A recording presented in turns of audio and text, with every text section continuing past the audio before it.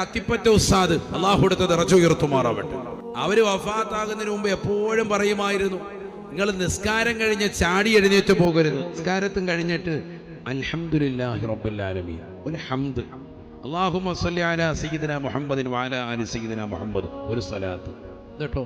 റബ്ബനാ ആതിനാ ഫിദ്ദുനിയ ഹസനതൻ വഫിൽ ആഖിറതി ഹസനതൻ വഖിനാ അദാബന്നാർ സല്ലല്ലാഹു അലൈഹി സയ്യിദിനാ മുഹമ്മദ്. ഇത്രയെങ്കിലും ദുആ ഇരുന്നിട്ട് പോണെന്നാ പറയുന്നത്. എത്ര തിരക്കുണ്ടെങ്കിൽ പരിശുദ്ധമായ ഖുർആനിലൂടെ അല്ലാഹു ഉറപ്പെടുത്തുകയാണ്, നബിയേ നബിയേ തങ്ങൾ ഈ സമുദായത്തോട് പറഞ്ഞു കൊടുക്കണേ, ഹബീബേ മാ യഉബഉ ബികും റബ്ബി ലൗലാ ദുആഉകും, നിങ്ങളുടെ പ്രാർത്ഥനയില്ല എങ്കിൽ അല്ലാഹു നിങ്ങളെ പരിഗണിക്കില്ല എന്ന് ഈ ഉമ്മത്തിനോട് പറഞ്ഞു കൊടുക്കണേ എന്ന് വിശുദ്ധമായ ഖുർആൻ.